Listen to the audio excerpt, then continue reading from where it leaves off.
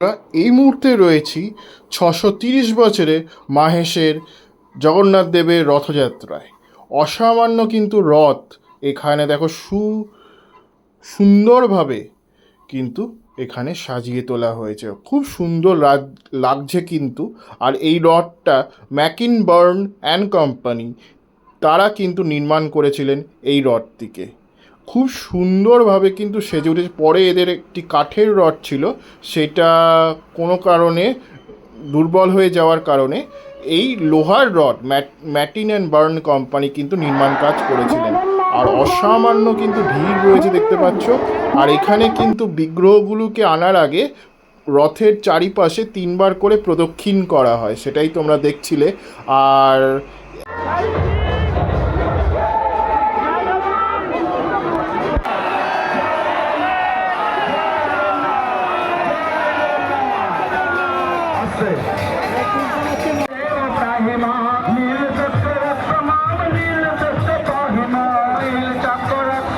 শৃঙ্খলাবদ্ধভাবে দাঁড়ান, আপনারা হুজ্জটি করবেন না, করবেন না। আপনারা একটু এগিয়ে যান, আগে আপনারা একটু এগিয়ে যান, তারপরে আমাদের ভিআইপিরা সামনে থাকবে। তারপর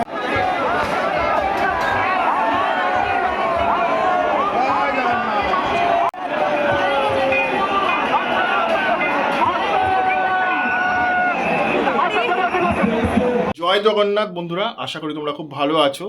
তো এই মুহূর্তে আমি রয়েছি মহেশের জগন্নাথ মন্দিরে। জানি আজকে ইন্টোরা বাড়ি থেকে নিচে প্রচুর ভিড় ছিল। তো চলো দেখো ভিডিওটা, আশা করি তোমাদের খুব ভালো লাগবে। আর এই বছর কিন্তু মহেশের রথযাত্রা 630 বছরে পদার্পণ করেছে। খুব ঐতিহাসিক এবং ঐতিহ্যপূর্ণ এই রথযাত্রা কিন্তু কলকাতার হুগলি জেলায় অনুষ্ঠিত হয়ে থাকে পশ্চিমবঙ্গে। আগে হচ্ছে আমাদের প্রথমে হচ্ছে পুরীর রথযাত্রা, তার দ্বিতীয় হচ্ছে এই হুগলি জেলার মহেশের রথযাত্রা, যেটি শ্রীরামপুরের অন্তর্গত। তো চলো দেখো, আশা করি তোমাদের ভিডিওটা ভালো লাগবে, এক বিন্দু স্কিপ না করে পুরোটা দেখতে থাকো। আর এটা একটি রিকোয়েস্টেড কন্টেন্ট ছিল, অনেক আমার ভিউয়ার্সরা এটা রিকোয়েস্ট করেছিল, তাই অবশ্যই কিন্তু নিয়েই এলাম। তো দেখো ভিডিওটা, আশা করি তোমাদের ভিডিওটা ভালো লাগবে, এক বিন্দু স্কিপ না করে পুরোটা দেখতে থাকো। চলো ভিডিওটা শুরু করা যাক তাহলে আজকে। বন্ধুরা, এটা দেখছো 630 বছরে মহেশের জগন্নাথ দেবের রথযাত্রা। অসামান্য সুন্দর কিন্তু রথটিকে সুন্দরভাবে সাজিয়ে তোলা হয়েছে। আর প্রচুর মানুষের কিন্তু এই রথযাত্রা উপলক্ষে মহেশে শ্রীরামপুরে কিন্তু সমাগম ঘটেছিল, সেটা কিন্তু দেখে বুঝতেই পারছো। আর বেশ ভালো বৃষ্টি পড়ছিল, যখন বলরাম দেব রথে উঠছিলেন তখন কিন্তু বেশ ভালো বৃষ্টি পড়ছিল। তো সেই কারণে একটু অসুবিধার সম্মুখীন হয়েছিলাম। তো তারপরে কিন্তু তোমাদের পুরোটাই দেখিয়েছি, দেখো ভিডিওটা, আশা করি তোমাদের বেশ ভালো লাগবে।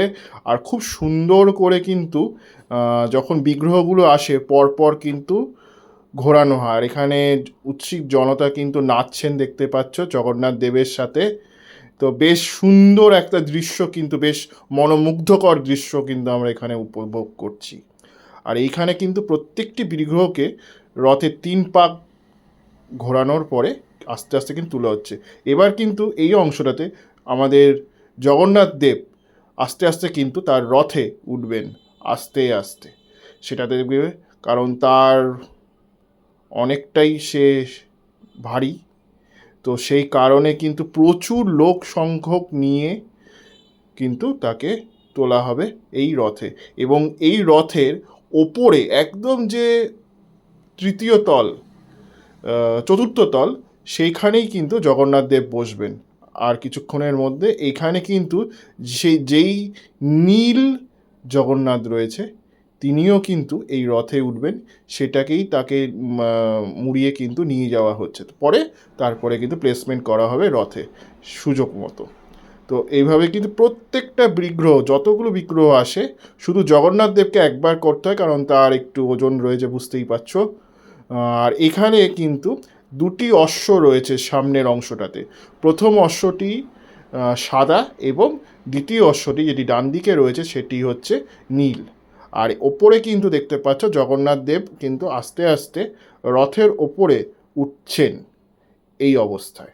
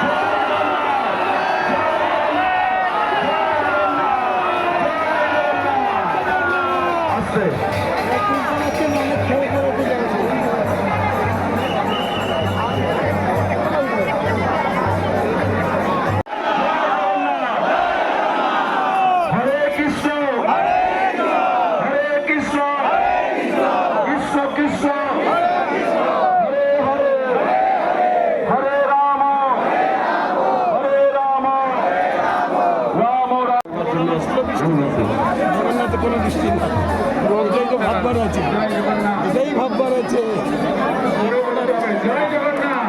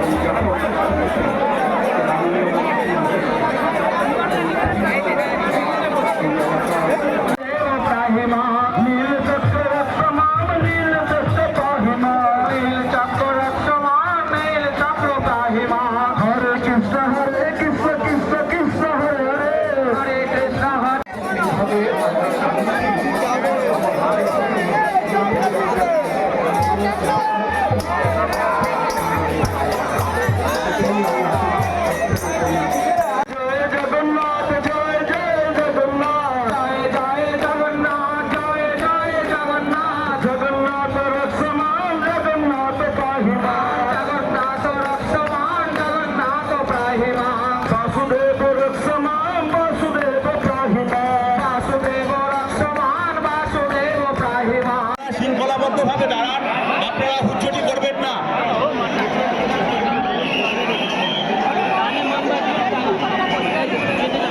প্রভু জগন্নাথের গরিব প্রত্যেকে এটা ধরতে পারবেন, কোনো অসুবিধা নেই। আপনারা শৃঙ্খলাবদ্ধভাবে দাঁড়ান, শৃঙ্খলাবদ্ধভাবে দাঁড়ান, আপনারা হুজ্জটি করবেন না।